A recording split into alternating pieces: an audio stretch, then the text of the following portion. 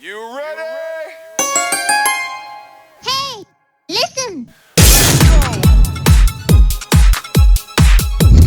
Get some. Yeah.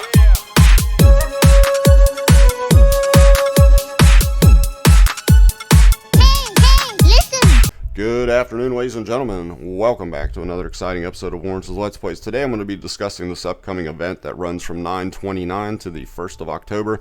It is a 10x event for two brand new heroes being introduced to the game. Hex the Mad Diviner, who is a marksman that attacks with magic damage, so like a Laseer, and also Laseer, who is a mage from the Cultist faction. We're going to go over the skills that make up their kit, and also I want to discuss the two in particular epics that they're adding as a 10x chance to get them as well during this event. To my returning viewers, thanks so much for your continued support. If you are new to the channel, thank you as well for stopping by. Nothing left to say. I am Lawrence and let's play. So let's jump in here. So in the events, we're going to go over this. We see the Mad Diviner Hex. I'd like to point out how much this guy looks like Heath Ledger. May you rest in peace, his version of the Joker. And from my understanding recently, someone reached out to me on my YouTube channel and left a comment about the change from Tariel to Idril, or whatever her name is, because I guess she looked too much like, bared too much of a resemblance to a elven female archer in one of the Lord of the Rings Hobbit movies. I've not seen all of those, so maybe it was in the third one that I haven't seen yet, but I thought that was pretty crazy that they had to change the name for fear of being sued.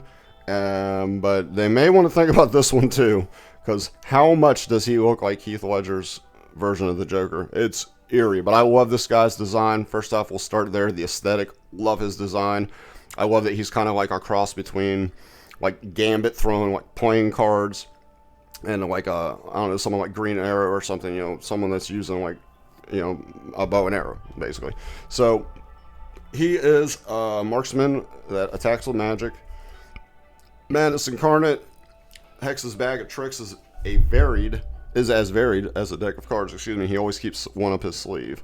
Magic Marksman, random skill effects, anti-air, great range. He also has a talent. Grants one card of fate with each attack. When having 4 cards, the hero has a chance to randomly obtain acquire. I think they needed to use just one of those words. Either one works, but not both. Randomly obtain one or acquire one card from the following. Temperance, Death, and Strength deals extra damage to airborne units, which is typical of a marksman. Throws 3 cards, each dealing 140% damage while inflicting a 75% slow for 5 seconds. Really nice, having some CC. Then we got the Death card, 5% damage one time, inflicts burning for 5 seconds. That's really good because we know burning is a pretty nice debuff, damage over time debuff. Increases attack by 30% and attack speed by 70 for 25 seconds is his Strength card. Magic attack is typical, 100%. Increase it with skill ups to another 20%. Mad Truth, manually activated alt. When triggered, increases damage by 100%, attack speed by 100, reduces attack interval by 50%. That's crazy. Okay. And replaces all cards with the Joker. This effect lasts for 30 seconds. The Joker, 400% damage 3 times and inflicts burning for 5 seconds. Nasty. So that's over 1200% AoE damage. Wow. Well, not AoE damage. I apologize. It's not AoE. Single target. That's a lot of damage. Wow. That's a big single target nuke. I'm not going to go over the max skill ups. I'll let you read those on your own. Obviously, it's going to make them much better. Fate Trial passive. Attacking has a 50% chance to inflict stun on the target for 2 seconds. Damage to target under control effects such as stun, freeze, and immobilize is increased by 45%. Nice. Fate the Hermit passive. When triggered by receiving damage, resist the incoming damage and gains invisibility for 3 seconds. This effect can only be triggered one time every 50 seconds, and that can be reduced by 10 seconds, so then every 40 seconds. Invisibility makes it where he can't be targeted. Quite cool. I love his design. I love that he is a hybrid, single target damage dealer, using the bow and arrow, but also using the playing cards. It's pretty cool. So I wish that was like AoE. God, that would be so crazy if that was an AoE alt. Let's see. Actually, I had jumped out too fast. I wanted to see. His attack interval is quite fast, 2 seconds, and on his alt, he can reduce that by 50 seconds. Wow. He automatically boosts his attack speed with his alt, right? Yeah, by 100. Wow. Quite good. Quite good. Liking this guy a lot. Don't want to really go into his awakenings. We're just going to leave it at that for now. And then we got this guy, Laseer. He is the Sand Swept King, a tyrannical king in disguise. He uses royal magics to slow enemies and disable healing. Now, he will benefit greatly from Morrigan. If you guys were fortunate enough to pull Morrigan during this event for her, congrats. I did not get her.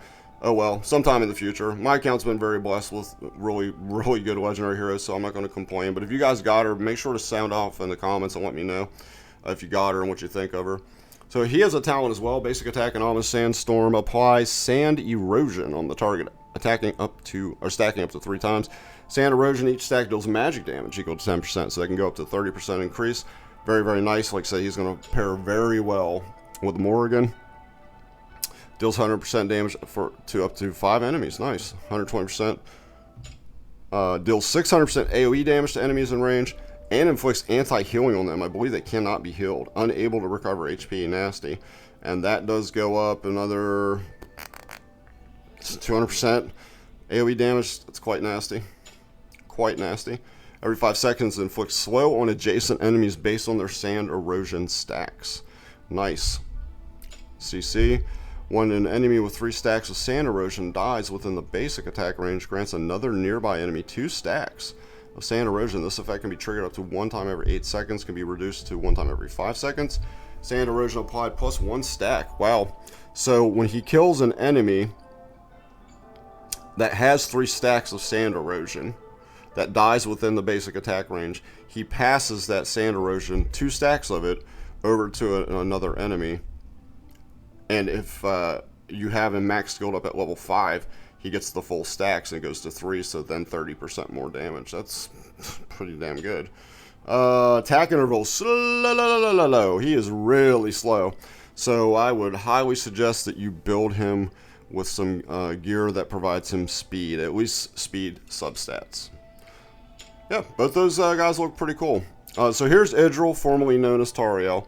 The main reason I just want to go over her, if you don't have her, I mean, everyone should have her by now. She's pretty easy to get. Seems like I get a lot of her. I have her as a A5.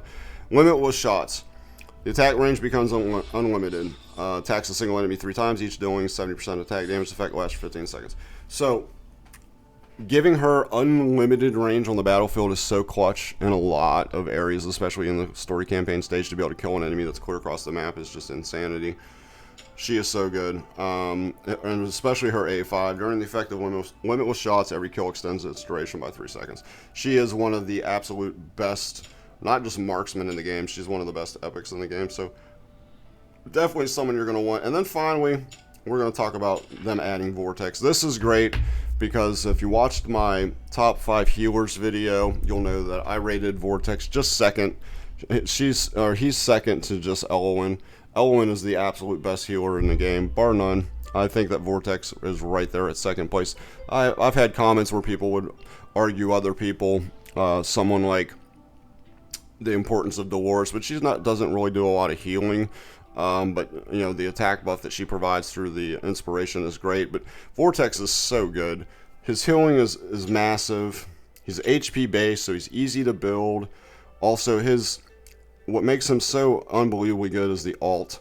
And his ult, whenever his allies have been healed to the full amount, if the heal amount exceeds their max HP, when he heals them on this ult, they get 110% of that as a damage absorbing water shield. It's so good. It's so clutch in so many areas in the game, especially in story campaign, especially in like your gear raids.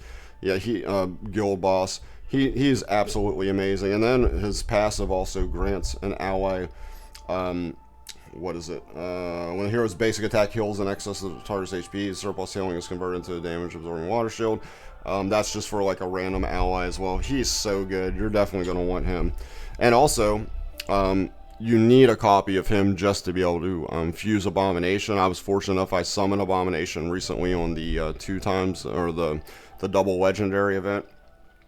I actually got him first, and then my free one was Zolatu, which was great. But yeah, he's absolutely amazing. Really looking forward to this event. I hope you guys are too.